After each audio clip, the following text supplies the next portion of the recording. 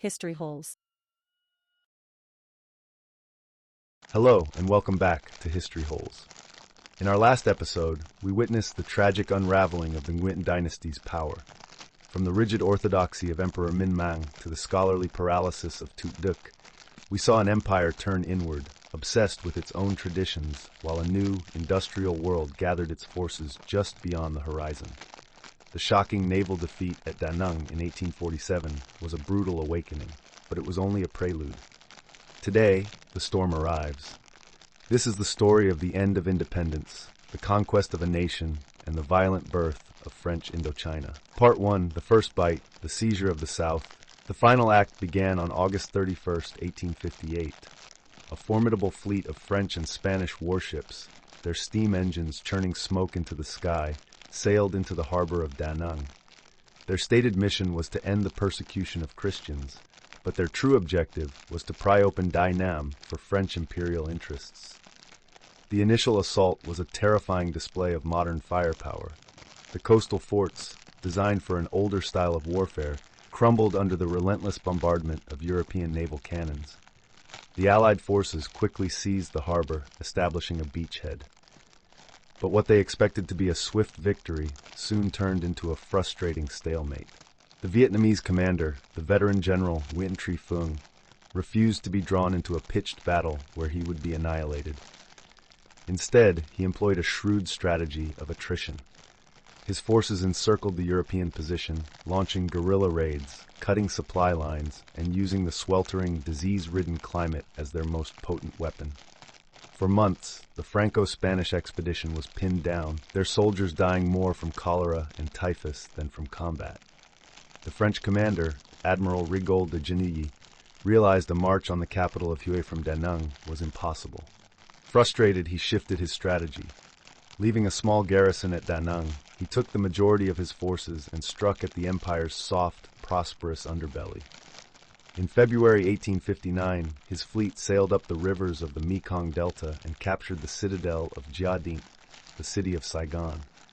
The city, the economic heartland and rice bowl of Đại Nam, was poorly defended and fell with little resistance. The French now had a secure, strategic foothold from which they could choke off the empire's resources and begin a slow, grinding conquest. Back in Huế, Emperor Tự Đức was facing an impossible situation.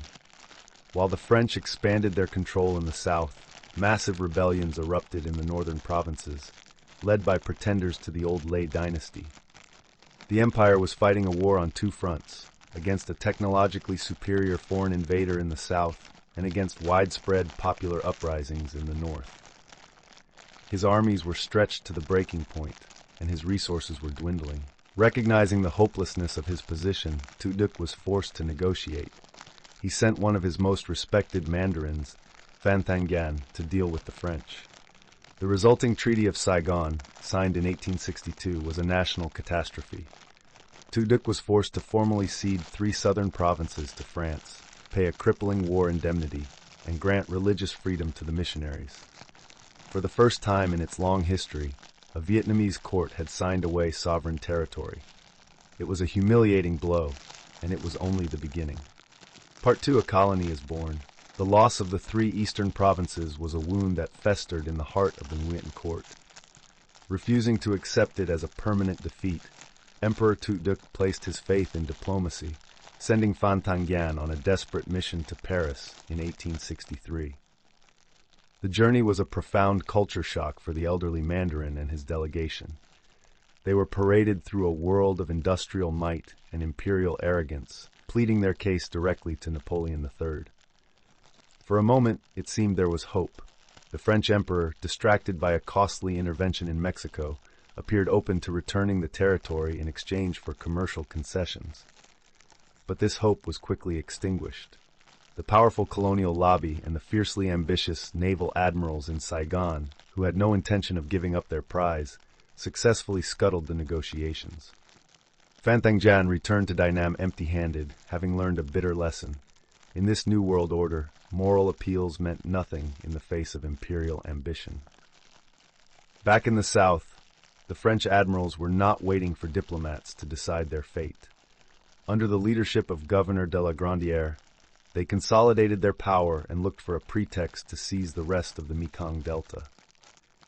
In 1867, citing the Vietnamese court's inability to suppress local resistance movements, they simply marched their troops into the remaining 3 western provinces, annexing them without a fight. The southern heartland of Đại Nam was now gone, formally incorporated into the French Empire as the colony of Cochinchina. For Phan Thanh Gan, serving as the imperial governor of those western provinces, this bloodless annexation was the ultimate, crushing failure. He was faced with an impossible choice: wage a suicidal war against a superior force, or become a collaborator governing his people under a foreign flag. Choosing neither, he took up his brush one last time to pen a heartbreaking letter to his emperor, took responsibility for the loss, and committed suicide by drinking poison. It was the tragic end of a loyal mandarin, a symbol of a dynasty and a civilization that was utterly helpless in the face of this new, relentless power. The conquest of the South seemed complete, but French ambitions were far from satisfied. Their attention now turned north to the Red River Delta, a region they called Tonkin. The dream of a lucrative trade route into southern China made the north an irresistible target. A chaotic and unauthorized attempt at conquest in 1873 by a young French officer named Francis Garnier ended in his death, forcing the French government in Paris to disavow the action. This led to the Treaty of 1874. On the surface, it looked like a compromise. France officially recognized Vietnamese sovereignty and withdrew its forces from the north. In exchange, the Huế court formally recognized all of Cochinchina as a French colony and accepted a vague French protectorate over the rest of its foreign policy. But this treaty was a document of profound bad faith. It satisfied neither side. For the French, it was merely a temporary pause, and for the Vietnamese, it was a prelude to the next, inevitable confrontation. Part 3, The Northern Storm, the Conquest of Tonkin. With the South subjugated, French ambitions, far from being satisfied, found a new and even more enticing target, the North. The dream that captivated a new generation of colonial adventurers was not the rice paddies of the Mekong, but a direct trade route into the fabled markets of southern China. The key, they believed, was the Red River, which flowed from the mountains of Yunnan down through the heart of Tonkin to the sea. This commercial obsession would soon drag France into a new, far bloodier conflict. The spark was lit not by a government decree, but by the reckless ambition of a single man, a merchant adventurer named Jean Dupuy.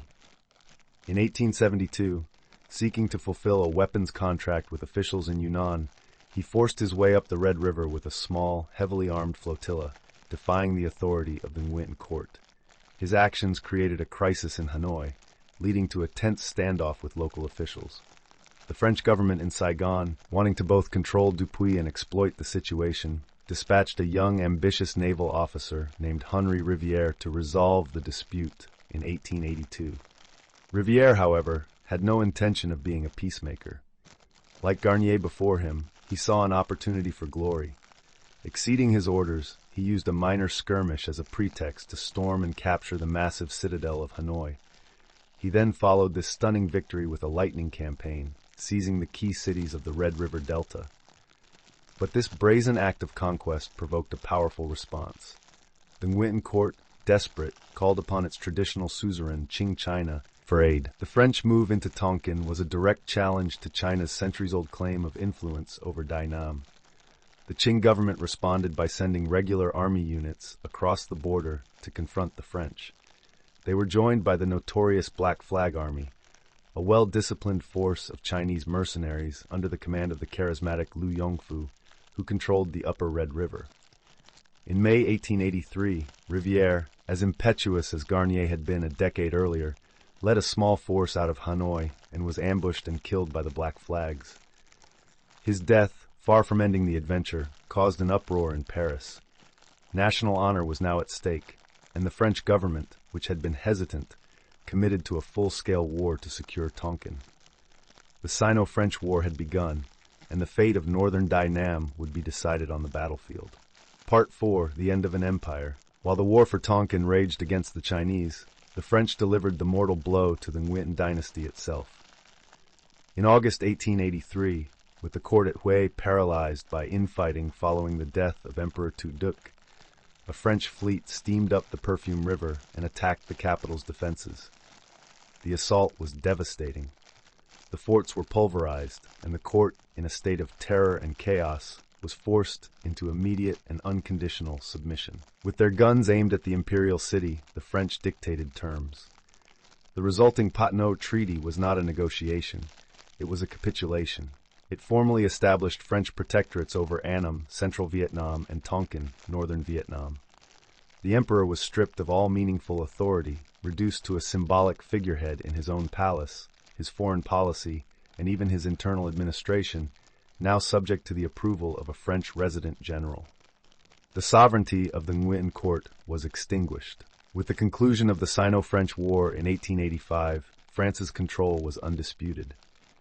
In 1887, Paris officially consolidated its new territories. The protectorates of Annam and Tonkin were formally combined with the colony of Cochinchina and the protectorate of Cambodia to create the Indochinese Union. A new political entity, French Indochina, was born. For the first time in nearly 1,000 years, the land of Đại Nam was no longer an independent state.